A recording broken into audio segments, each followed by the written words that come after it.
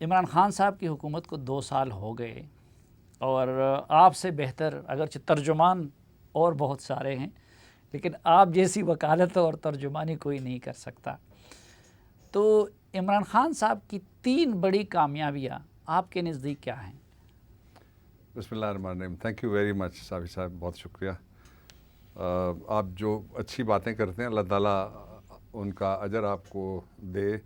ایک واقعہ رسول محترم صلی اللہ علیہ وسلم تشریف فرما تھے تو ایک صحابی کوئی آدمی گزرا، انہوں نے کہا کہ یہ آدمی مجھے بڑا اچھا لگتا ہے. تو آپ نے کہا کہ دوڑ اس کو جا کے بتا دیں. تو اچھی بات اگر کوئی ذہن میں کسی کے لیے آئے تو وہ ضرور کہنی چاہیے.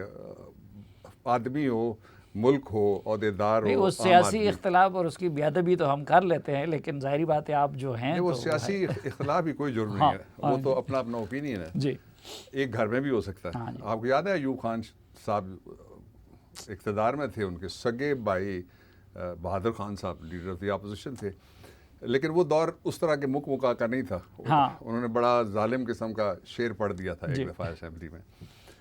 دیکھیے جو 3 بڑی کامیابیاں ہیں پاکستان تحریک انصاف کی حکومت کی led by prime minister Imran Khan صاحب، ان میں سے پہلی کامیابی یہ ہے کہ پاکستان میں پہلی دفعہ بامانی احتساب کرنے کی ادارہ جاتی، ناٹ دی پولیٹیکل اکاؤنٹیبلٹی، اس لیے کہ یہ تو ان سے بہت پہلے آئی. آپ کو یاد ہے کہ سب سے پہلے جو ٹرائبونل بنے وہ غلام اسحاق خان صاحب نے بنائے، اکاؤنٹیبلٹی کے ٹرائبونلز.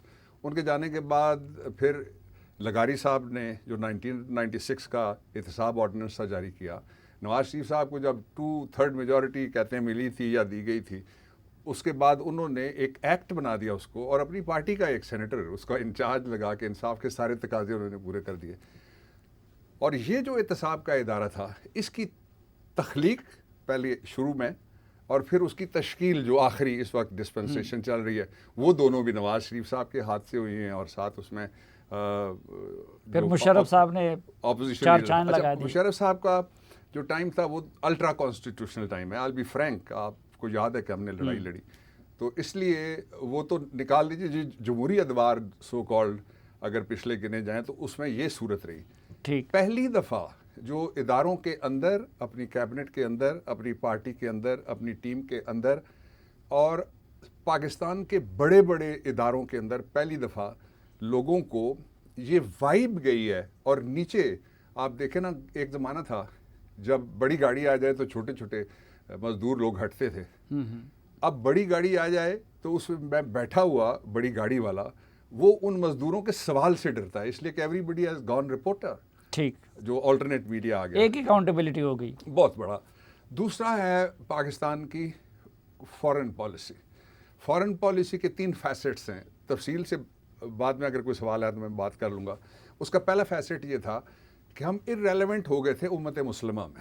لوگ یہ سمجھتے تھے کہ آتے ہیں، کوئی آتا ہے کہتا ہے جی میں نے دبئی میں لینے ہیں مجھے دے دو، کوئی کہتا ہے میرے مے فیئر والے ہیں ان کے لیے کوئی خط دے دو. تو اس کی وجہ سے بے توقیری کسی ایک شخص کی نہیں ہوئی، اور یہ کہتے ہوئے مجھے کوئی خوشی نہیں ہوتی کہ کسی کی بے عزتی ہو گئی. پاکستان کی بے توقیری ہوئی. برابری کی سطح پہ جو مسلم بلاک تھا اس کے اندر ہم نے 3 کام کیے. پہلا کام یہ تھا کہ سعودی عرب اور ایران کے درمیان اس قدر ایسکلیشن تھی، میرے پاس تفصیلات ہیں، I'm under oath not to disclose it. یہ بھی میں آپ کے پروگرام میں کہتا ہوں کہ جو مشیر ہوتا ہے وہ باقاعدہ حلف سائن بھی کرتا ہے. لوگ کہتے ہیں نا حلف نہیں اٹھائے ہوئے، وہ مشیر حلف اٹھاتا ہے، آئینی ہوتا ہے. تو اس لیے I'm under oath in writing with my signatures. اس لیے میں یہ نہیں کر سکتا کہ میں وہ ساری باتیں کھول کے یہاں رکھ سکوں، لیکن میں اتنا ضرور آپ کو بتانا چاہتا ہوں کہ اسکلیشن اس قدر تھی کہ جنگ ہونے کے چانسز تھے. ان کو پاکستان میں سہولت کاری کا کردار ادا کرنا یہ ایک تاریخی واقعہ ہے. یہ پہلی بات میں بتا رہا ہوں. سعودی عرب سے بات کی، کہا کہ پاکستان چاہتا ہے کہ آپ کی ایران سے بات ہو. ان سے کنکرنس لینے کے بعد پھر ایران سے بات ہوئی. دونوں نے اس کو خوش آمدید کہا، اور آج جو حالات نئے پیدا ہوئے ہیں ان میں بھی پاکستان یہی کردار ادا کرنا کا ارادہ رکھتا ہے عمران خان کی قیادت میں. یعنی سعودی عرب اور ایران کی جنگ ٹلی عمران خان صاحب کی ثالثی سے؟ جی ٹلی. اچھا ٹھیک. تیسری کا ایک دوسرا جو پہلو میں نے آپ کو بتایا وہ یہ تھا. ایک بات اور جو سب سے بڑی کامیابی ہے عمران خان کی، وہ یہ ہے کہ پاکستان کی تاریخ میں نہیں، ریجن کی کم از کم تاریخ میں پوری دنیا نہیں کہتا، اگر کسی جگہ اتنا بڑا اگر کوئی سوشل اسسٹنس کا دیہڑی دار کے لیے اور عام آدمی کے لیے ڈائریکٹ 140 ارب اور پھر اور بھی آ رہے ہیں ابھی 160 ارب آپ لگا لیں، کروڑوں لوگوں تک پہنچے. اس سے پہلے جتنے پروگرام آئے ان میں سیاست آ گئی، اندر بیٹھ کے ہماری بات ہوئی، ٹھیک، ٹیم کے لوگوں نے، کابینہ کے لوگوں نے کہا کہ ہمیں فائدہ ہوگا حلقوں میں، پیسے ہمارے ذریعے تقسیم کیے جائیں.